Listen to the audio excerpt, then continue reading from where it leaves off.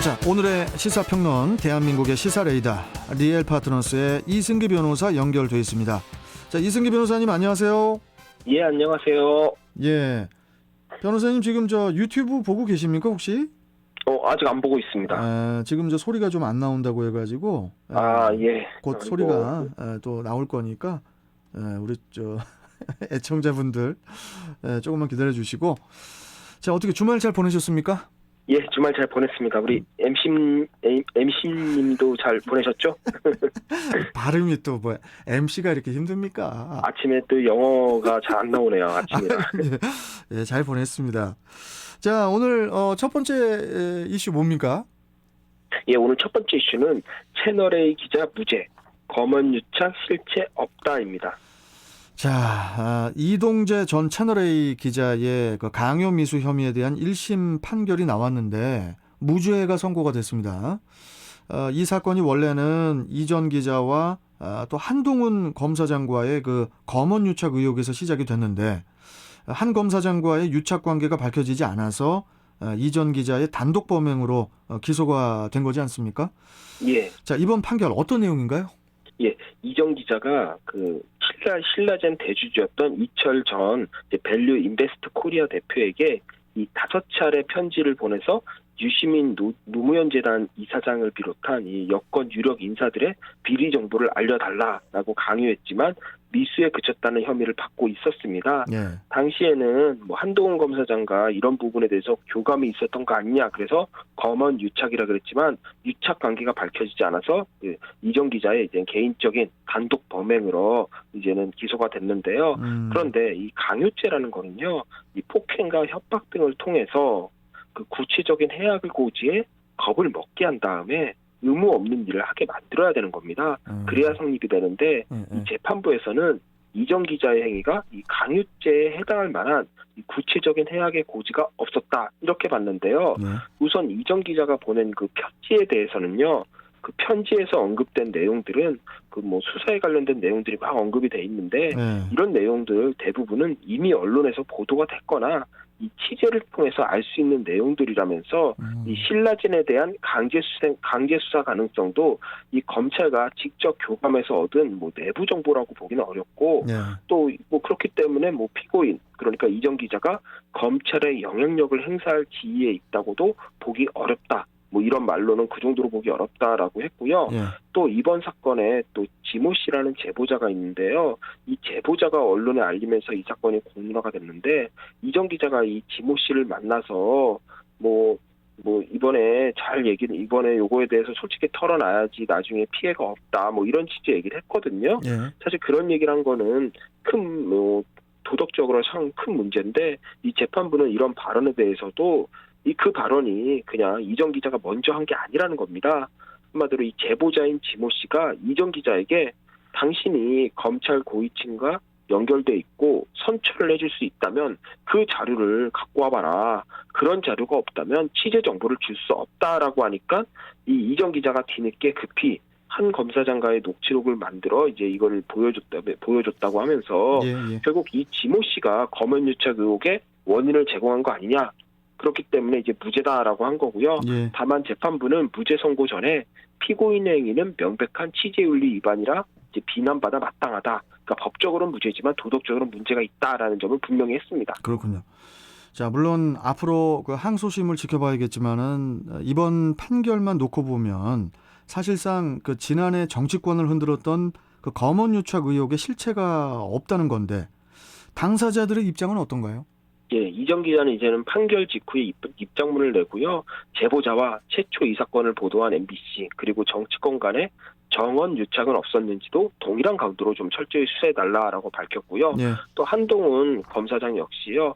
검언 유착 의혹은 이 조국 전 장관 수사 같은 이 권력 비리 수사에 대한 보복이었다. 이 관련자들에게 반드시 책임을 물어야 한다. 필요한 조치를 하겠다라고 밝혔습니다.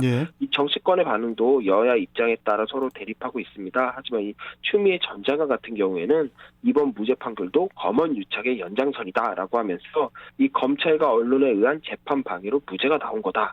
이로써 검찰 개혁과 언론 개혁이 더 절실해졌다라고 했습니다. 예. 그러면서 또 이제 또 검언 유착에 대해서는 공수처가 직접 수사에 나설 것을 촉구했고요.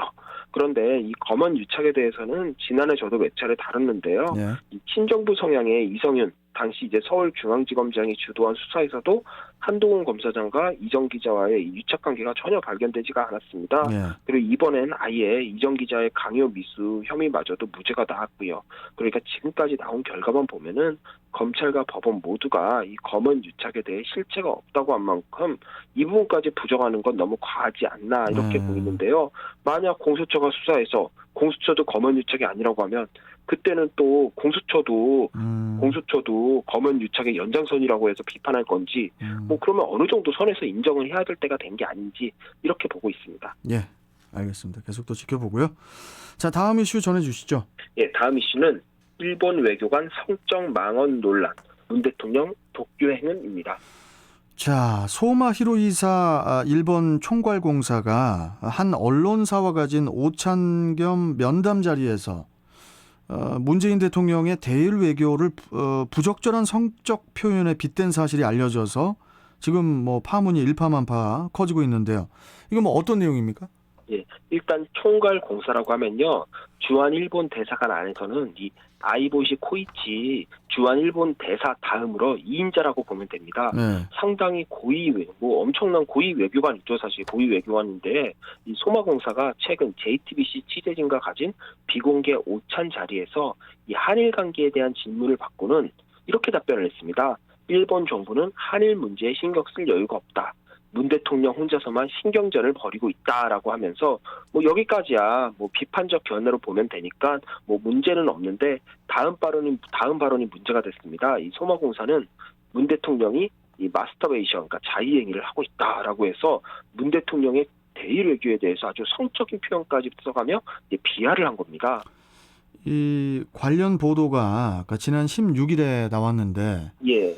일본 대사관 측도 급했는지 그 다음 날인 17일 새벽 2시에 곧바로 입장을 밝혔어요. 입장문을 보면은 해당 발언을 한 것이 사실이라고 인정을 하면서 소마공사에 대해서는 엄중 경고를 주었다. 이렇게 이제 밝혔는데 또 이와는 별도로 우리 외교부도 그 아이보시 일본 대사를 초치해서 강력히 항의했다고 하죠. 예, 이 초치라는 게 이제 불러서 안으로 들인다라는 건데요. 네. 국가 간 분쟁이나 뭐 부정적인 외교적 사안이 발생하면 이 자국 내에 있는 대사나 공사 같은 외교관을 불러들어 항의하는 걸 의미합니다. 보통은 이 공사급을 초치하는 게 일반적입니다. 이 대사는 정말 중대한 사안일 때만 초치를 하는 건데 네. 이번 소마공사만 해도요. 사실 그 전에 초치가 많이 됐습니다. 뭐 일본 정부가 교과서에 독도 관련 또 위안부 피해 할머니 관련 역사를 왜곡하는 내용을 담았을 때도 그렇고요. 또 외교청서에 또 도쿄 관련 망언을 포함했을 때도 이 초치된 적이 있는데요. 하지만 이번 사안은 너무 중대하다 보니까 발언을 한 당사자인 소마공사가 아닌 이 대사를 초치한 겁니다. 이 외교부에서는 이 아이보시 대사에게 가시적이고 응당한 조치를 신속하게 취해달라라고 해서 엄중하게 항의를 했습니다. 외교부에서 그 당시 사진을 공개를 했는데 뭐 사진만 봐도 분위기가 얼마나 심각했는지 알 수가 또 있겠더라고요. 예, 공개된 사진을 보면은 이 최종건 외교부 제1차관은 정장의 상의 단추를 푼 채로 다리를 꼰 채 서류를 들고 있습니다. 그리고 아이보시 대사를 똑바로 쳐다보고 있습니다. 사진상에. 네. 근데 그에 반해 아이보시 대사는 이 정장 단추를 다 채운 채로 두 손을 앞으로 가지런히 모으고 시선을 허공에 두고 있는데요. 이 마스크를 쓰고 있어 정확한 표정을 알 수 없지만 이 분위기만 놓고 보면은 아이보시 대사가 상당히 얼어있는 듯한 모습입니다. 그리고 보통 이렇게 외교관을 초치하게 되면 언론에 사진을 여러 장 공개를 합니다. 그런데 이번에는 딱 이 사진 한 장만 공개했습니다. 외교부가 정말 제대로 분노했다라고 보면 될 것 같습니다. 앞으로 일본 측의 그 후속 조치가 어떻게 이루어질 걸로 보시나요? 예, 아이보시 대사가 이제 우리 측 요구를 즉시 본국에 보고하겠다고 했으니까 공은 이제 일본으로 넘어가 있는 상황인데요. 예상 가능한 시나리오는 소마공사의 조기 소환으로 보입니다. 뭐 문제는 이후의 조치인데요. 일본 정부가 뭐 공식 사과를 해준다면 어느 정도 수속 국면에 들어가겠지만 만약 일본이 소마공사 개인의 일탈로 이 사건을 마무리하려 한다면 그때는 외교 문제로 비화될 가능성이 상당히 높습니다.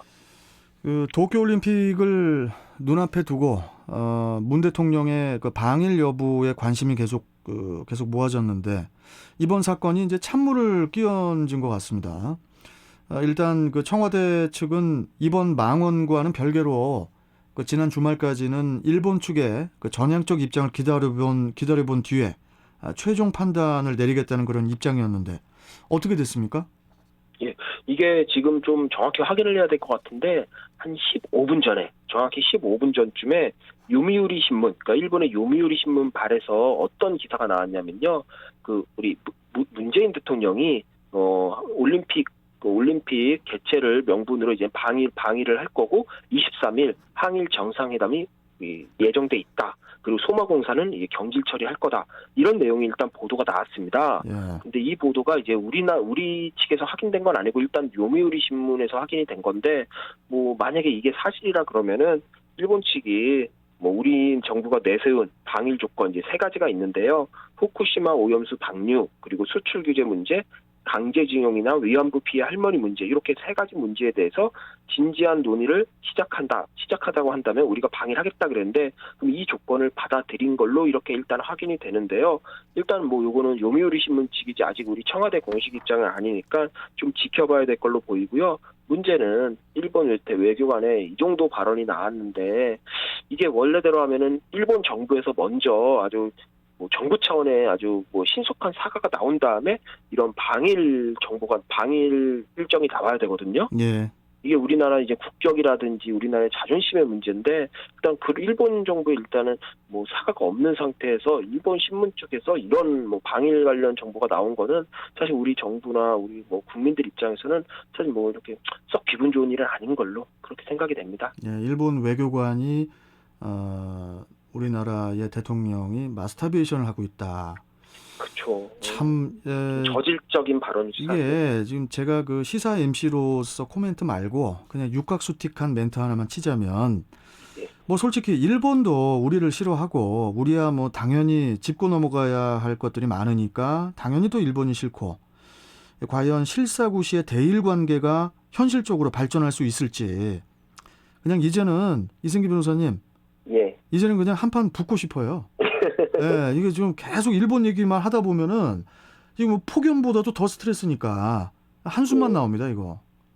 이번 올림픽이 참. 기대가 됩니다. 그래서. 자, 아무튼 오늘 말씀 여기까지 듣겠습니다. 고맙습니다. 예, 감사합니다. 자, 시사평론가 리엘 파트너스의 이승기 변호사와 함께했습니다. 자, 이제 날씨 알아보고 오죠. 윤명진 캐스터. 네, 먼저 사고